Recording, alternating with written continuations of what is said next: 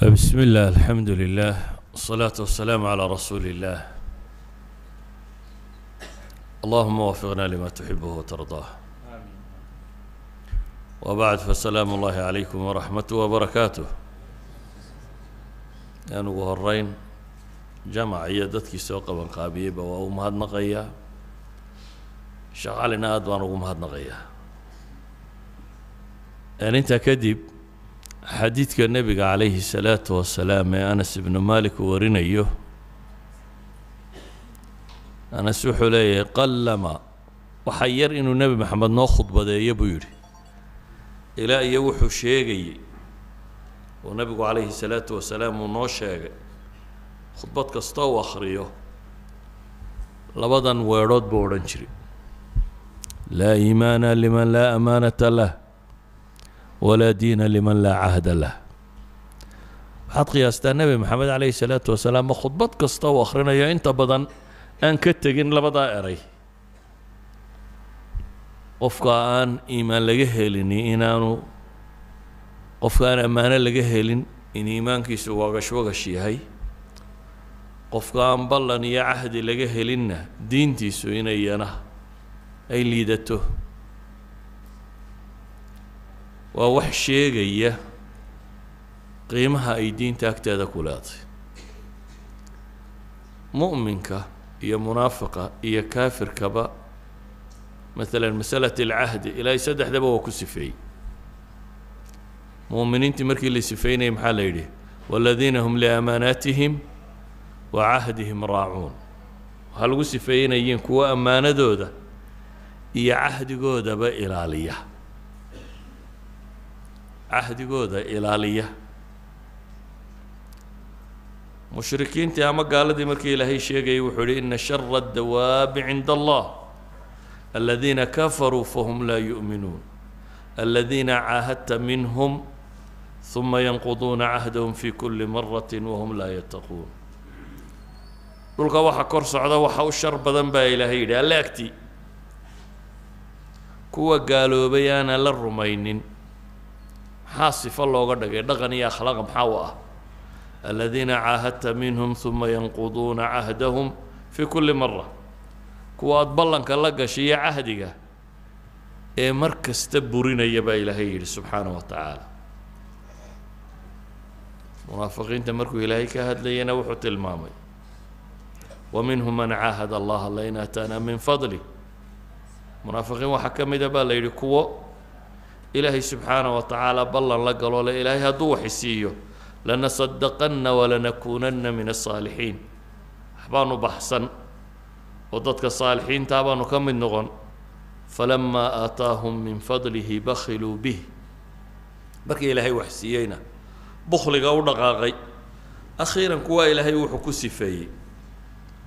فعقبهم نفاقا في قلوبهم إلى يوم يلقونه بما أخلفوا الله ما وعدوه. إلهي قلبي قود النفاق بودي سببتنا وحويا بما أخلفوا الله ما وعدوه. رياضنا في عربي العقد والعهد والميثاق والوعد واسكو معنى دوي واسكو معنى دوي تفرق هذا علماء السمايان حتى كوا اللغويين تي وحبضا ماها وحساوسي وين ماها لكن دو بهان وحين لأنه وحي بلن لا يراهضه أما هشيس أما كونتراك وقفك مسلم كي قال وين وفيه يا أيها الذين آمنوا أوفوا بالعقود بإلهي كوا إيمانك لغيها ليو فلية ودما يستيرا وحي عقد قشان وحي عقد قشان لما يستيرا بإلهي لي سبحانه وتعالى يفلية وحين بدن قرآن كسور نقطة وإلهي تلمامية فلنت عهود إن العهد كان مسؤولا. وحب الله نادق شيء أما عهد أدق شينا وهل سويدينية دول بايلهي شيئين ملعونيين بلن كي بريين درادد فبما نقضهم ميثاقهم لعناهم. هدين نسرنا قرآن وقرأ أخرية aayaadka ama miithaaq ku soo arooray ama cahdi ku soo arooray ama wacdi ku soo arooray ama caqdi ku soo arooray ee ilaahay kitaabkiisa ku yaalla kuwa ammaanta ah iyo kuwa cid lagu maagayo la tilmaamayaaba caawa ma dhammayn karno laakiin wuxuu ma rabaa inuu si duuduuba u tilmaamo wixii uu qofka muslimkii contract galo heshiis ha ugu horeeyo heshiiskaad ilaahay la gashay laa ilaaha illa allah muxamadun rasuulullah waa heshiis aada ilaahay la gashay ha ku xigaan heshiisyada kale ee aada khalqigiisa la gashay gal iyo muslim cidduu doono ha noqdo qofka muslimkii waa inuu heshiiska furiyaa ha noqdo kaad gabadha ku guursatay ha noqdo kaad businesska ku gashay ha noqdo kaad weliyul amriga la gashay cahdiya baycada ah midku doonayaba ha noqdo waxaad cuhuud gashay oo dhan malaa dadku tusaalahay aada wax ugu fahmayo ogyihiin aan laba midhoo tusaale ama saddex tusaalaha tilmaamo nusuusta badanba ka tago nabigu calayhi salaatu wasalaam iyo quraysh sulxu xudaybiya heshiis bay wada galeen heshiiskii oo la wado oo aan weli la qorin ayaa waxayse soo taageen nin muslima abu jandal nin muslima uu dhalay odayga nebiga heshiiska la gelaya calayhi salaatu wasalaam oo maka lagu toorjargareeyey oo soo baxsadoo silsiladihii ku xidhan yihin qiyaasada nin muslima oo gaal ka soo cararay oo silsiladaysan oo silsiladihii wata oo toorjarkii ka muuqdo ayaa isa soo taagay ninkii gaalka ahaa wuxuu yidhi waxaan heshiiska ugula galo kambaa ugu horreeya heshiiska waxaa ka mid ahaa qodobadiisa wixii muslime soo baxsada ee quraysh ka tagay muslimiinta u tagaa in loo celiyo wixii muslim ka soo ridoobay xagga usoo cararana inaan la soo celin wuxuu yidhi heshiiska ah wixii ugu horreeyaan kugula gala waa kan waar weli lama qorin may heshiisba geli maayo haddaan kaa la celinin waa inankiisii karina nebigu ilaa xad u gaadhsiiyey kan iga qalleeh ii dhaaf waa diiday nebigu calayhi salaatu wasalaam saxaabigii wuxuu ku yidhi isbir waxtasib raac hadda waa nin muslimo waayo waxaa la ilaalinaya cahdiga muslimiintu gale isbir waxtasib baa la yidhi sabiroo iska tag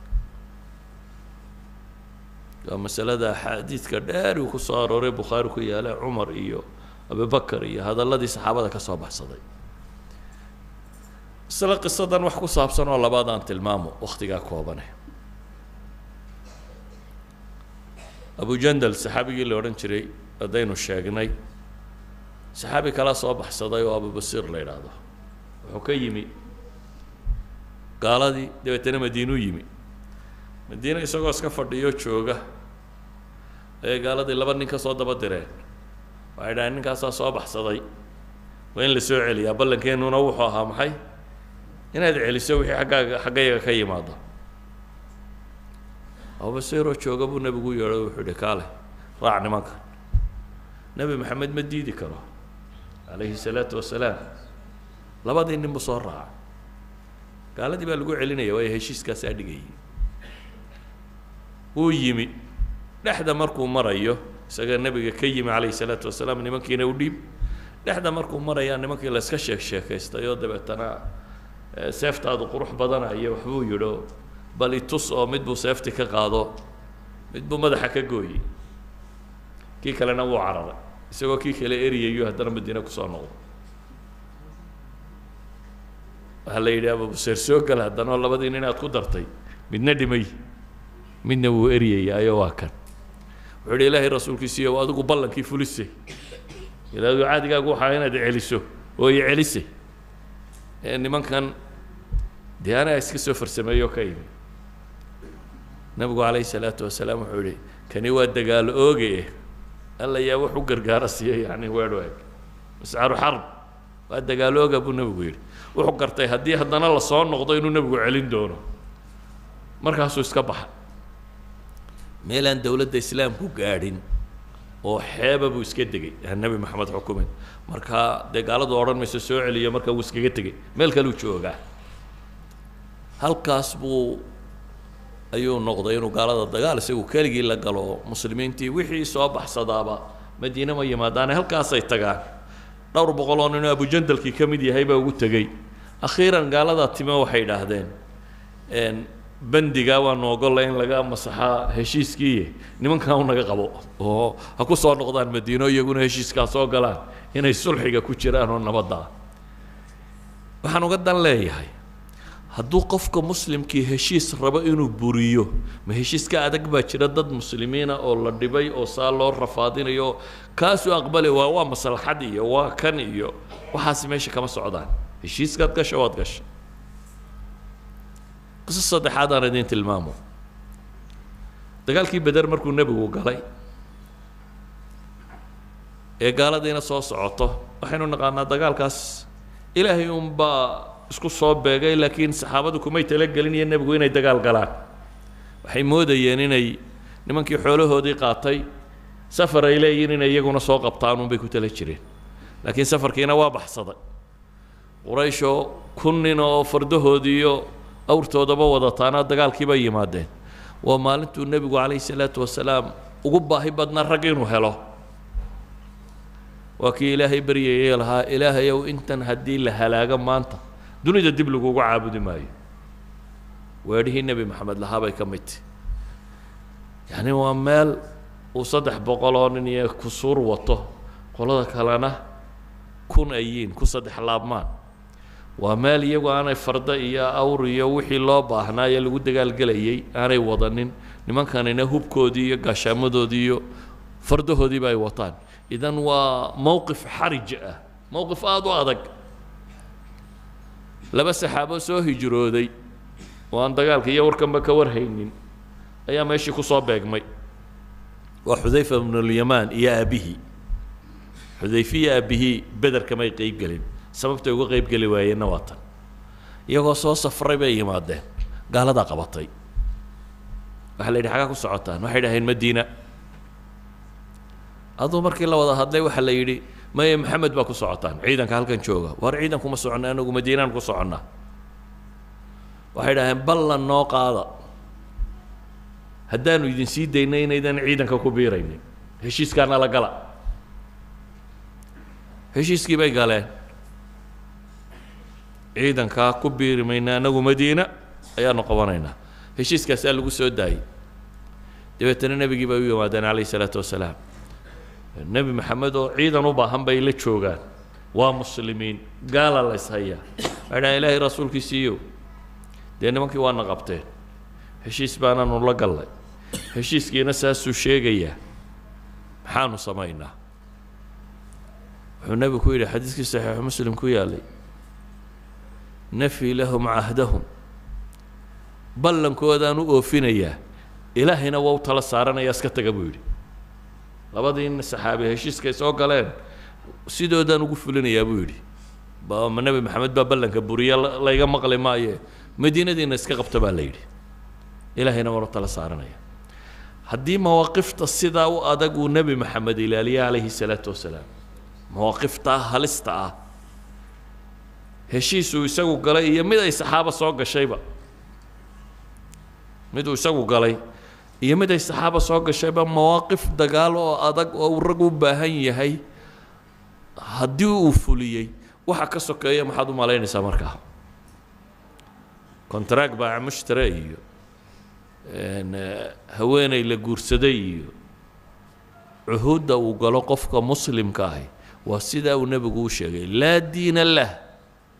diintu waa dhaqan iyo akhlaaq ma wato kaasi liman laa cahda lahu inuu nebi maxamed yidhaahdo qofka aan ballan lahayn qofka aan heshiis fulin qofka muslimkii markaa ama mid wacdiya ha noqdo uu yaboohay oo mustaqbalka ku saabsan ama mid uu saxeexay ha noqdo ama mid uu afka ka galay ha noqdo war heshiis ballan haddaad gasho oofi ballanka oofintiisu bay culimmadu yidhaahdaan qadaaya lakhlaynta ugu badan leh waa iskaga mid inaad gaal la gashay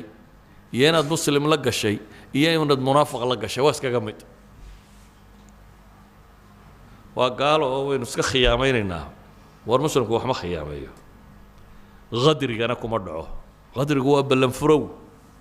ta dadka waxa la gashay inaad xagga kale ka weydaanato bal xadiistu waa kuwa tilmaamaya aakhiro kaasi isagoo liwaasita culimadu waxay dhahaa dabadaa loo suraa liwaagu dee waa calaamad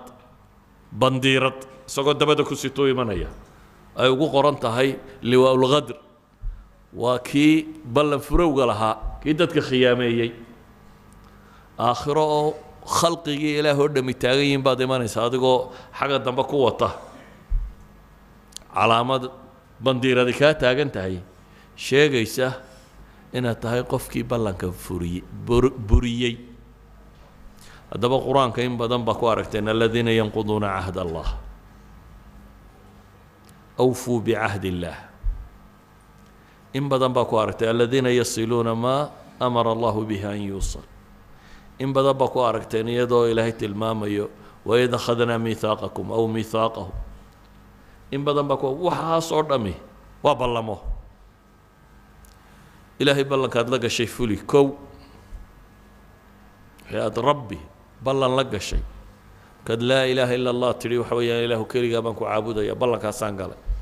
maxamedun rasuulullah markaad tidhi waxa weeyaan dariiqii nabi maxamed baan kugu caabudaya jid kala jeexan maayo fuli ballankaa wixii aad ballan muslimka la gashay fuli mid guur ha noqdo mid baac mushtar ha noqdo mid madaxnimo ha noqdo midkuu doonaya ha noqdo waxaad ballan gasho fuli waana diin maadaama waqtigu kooban yahay waxun baan rabuun in la fahmo mawduuca ah ballanku inaanu gaal iyo muslim kale lahaynee haddaad ballan gashay inaad fuliso iyo inuu diinta ka mid yahay iyo nebi maxamed calayhi salaatu wasalaam sidaa uu u weyneeyey inuu khudbad kasta u akhrinayo inta badan uu akhriyi jiray sida xadiidkaasi tilmaamayo qur-aankana aayaadka haddaan isnaana ururiya waa bilmia waa ka badan yihin almiithaaqu waalcahdu waalwacdu iyo waalcaqdu wixii ku saabsan ee qur-aanka ku soo arooray waa aayaad aad u tiro badan leh waa waxaa lagu kala soocayo gaal iyo muslim iyo munaafiq xadiidkii sheekhu akhrinaya waa maqlayseen saddex qofkii laga helay inuu munaafiq yahay calaamaat almunaafiqiin inay tahay ama afar qofkii laga helaa inuu yahay munaafiq khaalis ah waxaa ka mid ahaa cahdiga in la fuliyo hadduu qofku ballanka iyo cahdiga buriyo inaanu ahayn islaamnimadii saxa ahaayee xagga nifaaq camaliga inuu sii socdo idan nafyu liimaan meesha yaallaa culammadu waxay yidhahdaan ama nafyu diinkani waa nafyu lkamaal bay culammadu u badan yihiin ama ay ku tilmaamaan laakiin dee hadduu noqdo inaad laa ilaaha illa llah buriso wuxuu noqonayaa nafyuliimaankii rasmiga ahaa hadduu noqdo cahdigii aad ilaahay la lahayd inaad buriso ama nebi maxamed la lahayd si dhaba inaad u buriso meel khatar u gaadhaya idan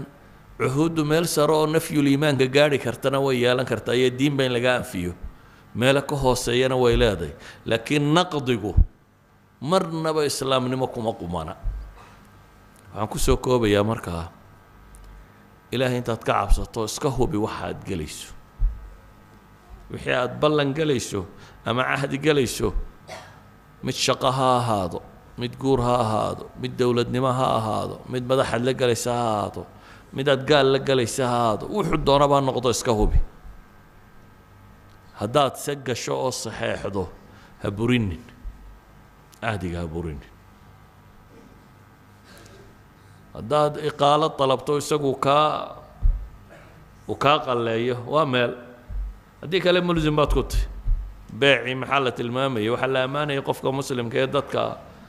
ka qalleeya laakiin hadduu kontraagu dhaco waad ku jirtaa sina ma burug kartid marka إلهي أنك عبسنا الدين ilaashano sala allahuma calaa muxamedin wcala alihi wasaxbihi wasalam walxamdu lilaahi rabbi alcaalamiin